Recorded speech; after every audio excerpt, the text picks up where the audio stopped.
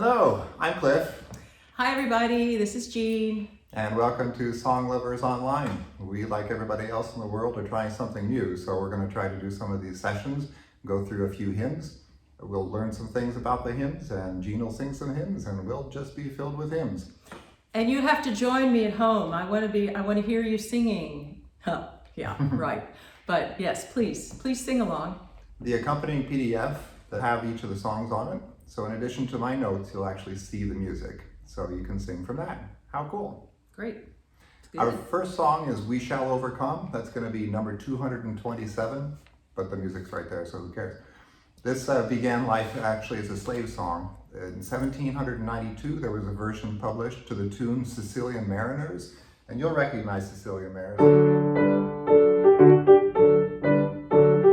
For us, it's Lord Dismiss Us With Your Blessing. That's the number 344 in the 1982 hymnal. So this tune started to be used by this, and it's an interesting history. They think that slaves working on ships picked up this tune because O Sanctissima was the song to the Virgin, which was also known as the Sicilian Mariners hymn for seafaring Italians who would sing this every night before going to sleep. So they think that the slaves picked it up and then they adapted that to their own words. This song emerged as a protest song with both segregated and integrated labor unions. It was heard sung at a protest in Charleston, South Carolina in 1946 by members of the Food and Tobacco Workers Association. Two members of that union took it to the Highlander Folk School, where it was heard by a guy named Guy Carawan. He was a white songwriter, and he introduced it to the civil rights movement. Extra lines were added in the spiritual tradition, so if you had a certain situation going on, instead of singing God is on our side today, you could sing something else. You would say, I don't know, you could just make up the words as you go along. So, Jean, how many verses would you like to sing today? Well, there's 5 in here, but I think verses 1, 3, and 4 really speak to what's going on right now. Excellent. 1, 3, and 4. 1, 3, and 4.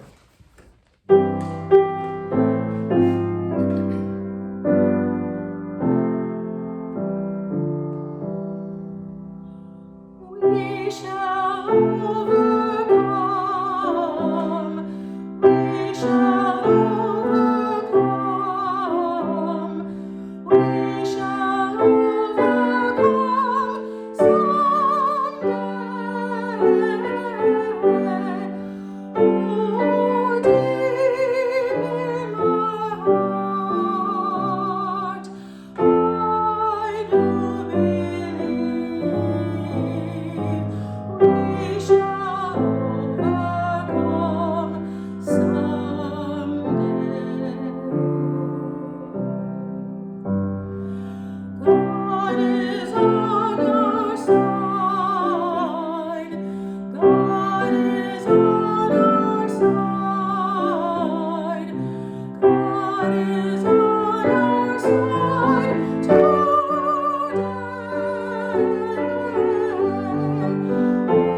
Oh, deep in my heart, I do believe God is on our side today.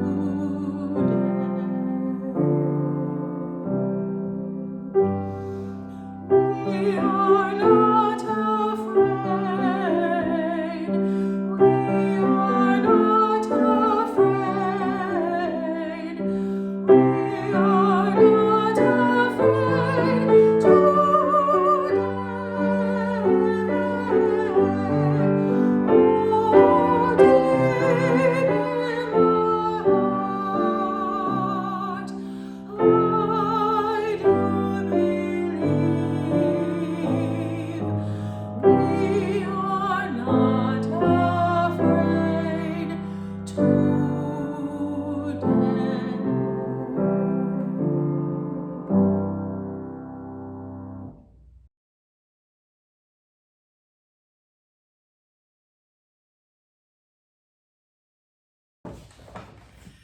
So our second hymn is One Bread, One Body, hymn number 151 in the LEVAS hymnal. This text was written by John Foley. He was born in 1939, Illinois, educated at Regis University in Denver, also went to Wichita State, Washington University in St. Louis, Graduate Theological Union in Berkeley. He has a doctorate in liturgical theology, studied music composition at the Royal Conservatory of Music, Toronto, University of Surrey, and the University of Minnesota. In 1962, he joined the Jesuits. That's what the SJ means after his name. And in 1972, he was ordained a Roman Catholic priest. From 1972 to 1986, he published music. And he currently teaches liturgical theology and is director of the Center for Liturgy at St. Louis University.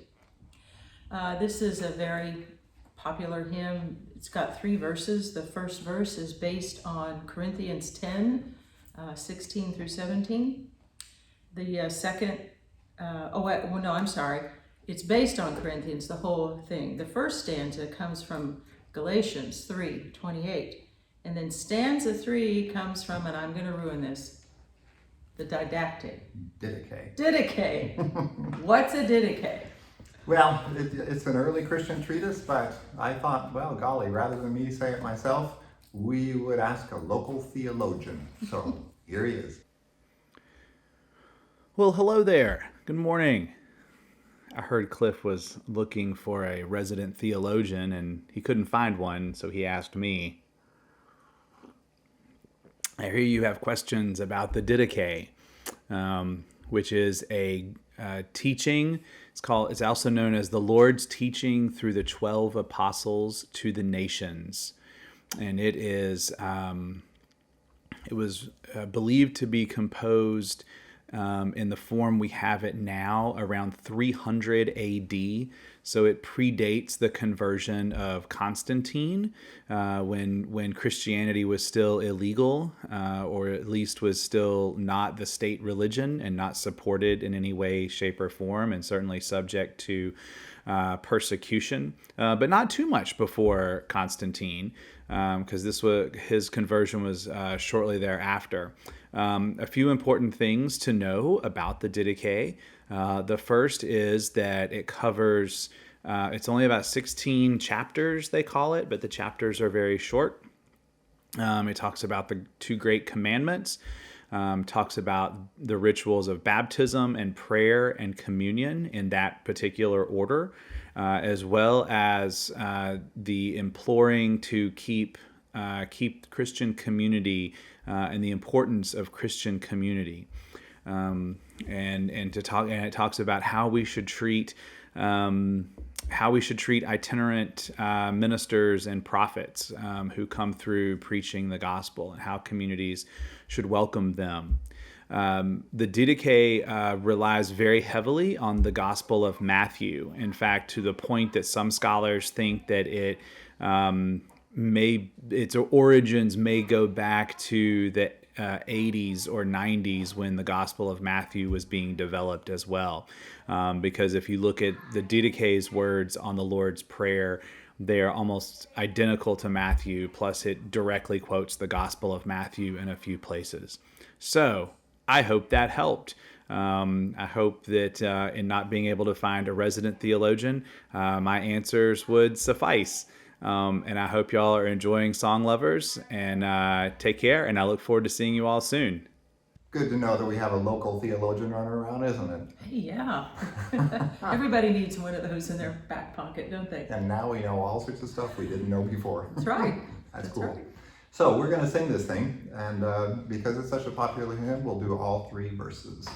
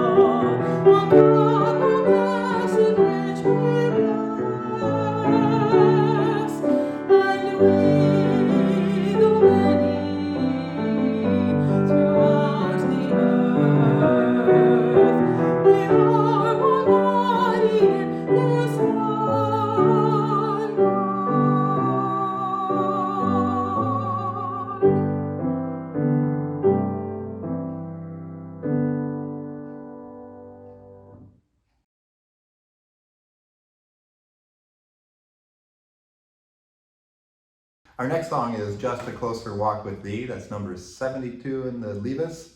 We don't know who wrote this thing, the text or the tune. It's in the North American tradition.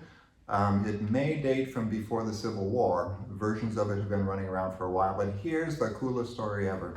1940, a guy named Kenneth Morris, an African-American gospel song composer and publisher, was on a train trip, and he stepped off of the train for a breath of fresh air, and there was a porter there who was singing this song. He didn't really care about it so much, so he got back on the train, but then he couldn't get it out of his mind. So when he got to the next stop, he got off that train, he got on another train, he went back to the original station, talked to the nice porter, wrote the song down, and then this gentleman made this song famous. It became widely known in the 1930s and 1940s in African American conventions and in all-night gospel sings. It was recorded first by the Sela Jubilee Singers in 1941, and if you want a really great recording of this, listen to Mahalia Jackson and the Preservation Hall Jazz Band in New Orleans. It's used at funerals, especially in New Orleans. So we're going to sing this thing, and we're going to sing the first and second verses. You sing the refrain first, and then a verse, and then a refrain and a verse. That's just kind of how this thing works. So, Jean, what am I giving you an introduction? Thank you for telling me we're doing the refrain first, because I didn't know that. Oh. Yeah, what's I your think that's the introduction? tradition. What's your introduction?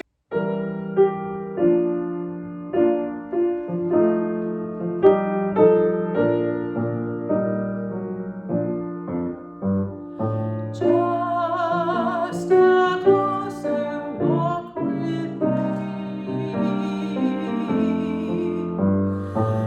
Granted, Jesus is my plea.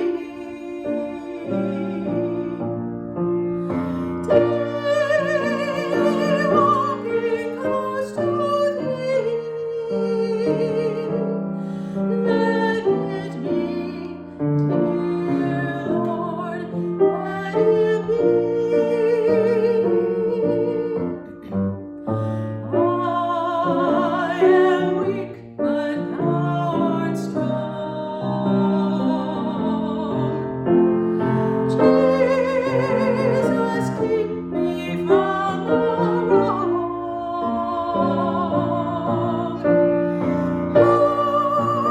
In thee my burden shares. As I walk, let me walk close to thee. Just a closer walk with thee. Granted, Jesus is my plea.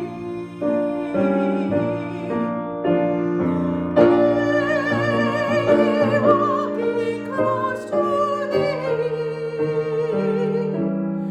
Let it be, dear Lord, let it be.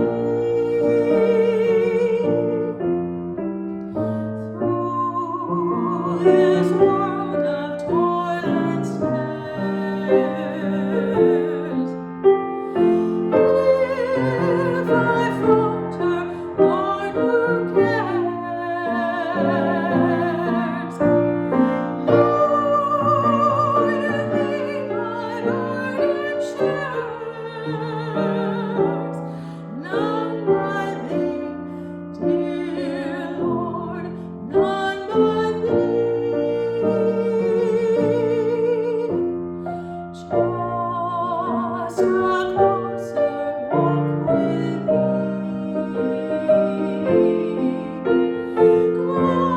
Granted, Jesus is my plea.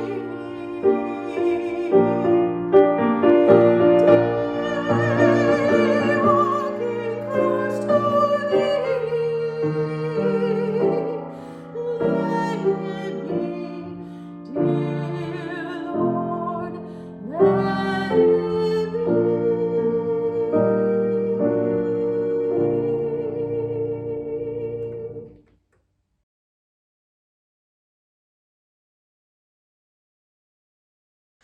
for our last song for today, we have His Eye is on the Sparrow. It's an oldie and a favorite of many, many people.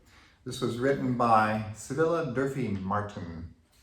She lived from 1869 to 1948, Canadian American. Her first husband was a congregational minister. We have no information about the end of that marriage, but it did end. Her second husband was a Baptist minister, and he wrote music for many of her texts. She is said to have written several hundred hymns and religious songs. The theme of this is it's all about God's care for us. It's based on the Psalms and the Gospel of Matthew. So there's, I will instruct thee and teach thee in the way thou shalt go. Look at the birds of the air, they neither sow nor reap.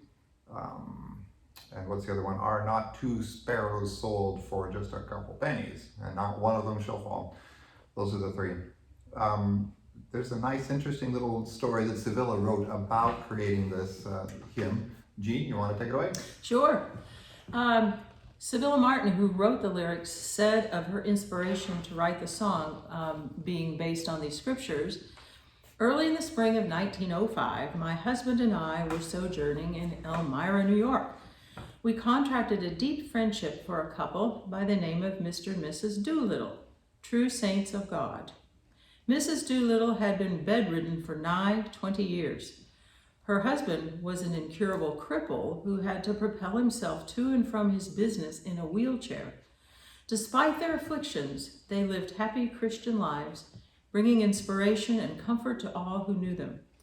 One day while we were visiting with the Doolittles, my husband commented on their bright hopefulness and asked them for the secret to it.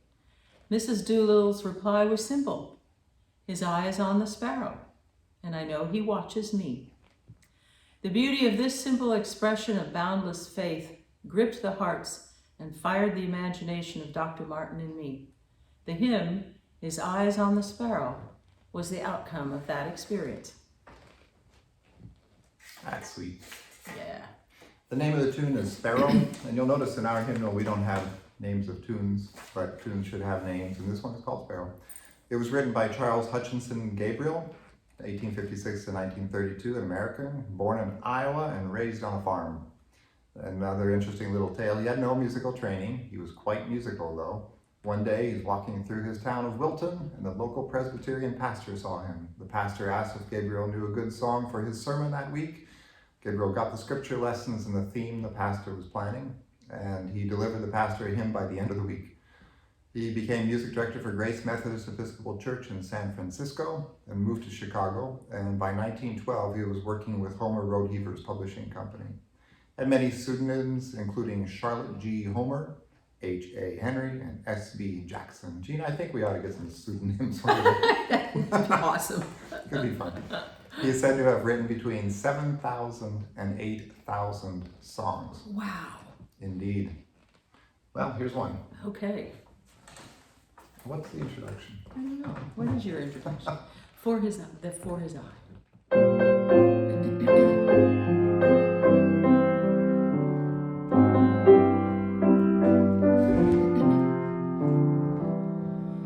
Why should I feel discouraged? Why should the shadows come? Why should my heart be lonely and long for heaven and home? When Jesus is my portion, my constant friend is He. His eye is on the sparrow, and I know He watches me. His eye is on the sparrow, and I know He watches me. I sing because I'm happy. I sing because I'm free. For His eye is on the sparrow, and I know He watches me. So that's his first verse. Something that really irritates me about this hymnal, as I may go off track for just a moment. is choosing weird keys. I mean, here we have D flat, which takes the singer up to an F. And oh my gosh, in the congregation, if you see that F coming, especially men, they're not going to get anywhere near that. So I'm dropping it down a key, which will excuse my mistakes.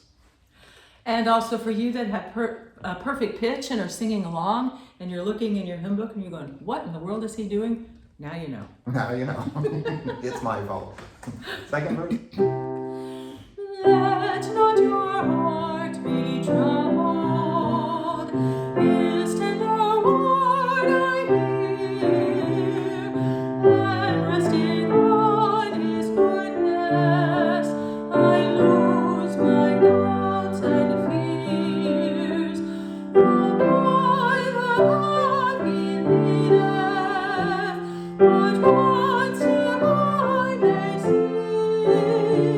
His eye is on the sparrow, and I know He watches me.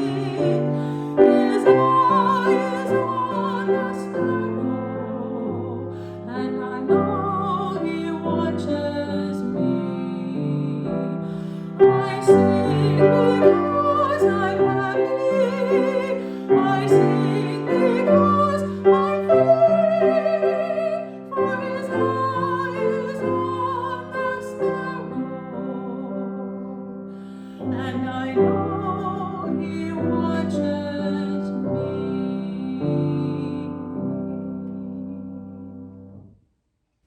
Well, thanks for joining us for our very first online virtual Song Lovers. Woohoo! Yay! And we're going to send you on your way with a little blessing. This is it's an American hymn from the 19th century. We'll just do a little part of it as God be with you till we meet again.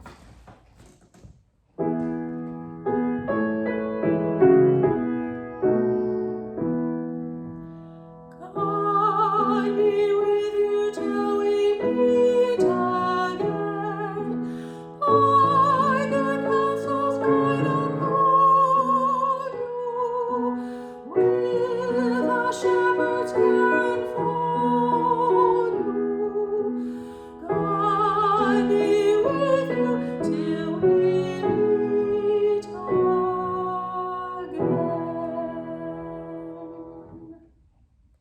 Bye-bye. Bye.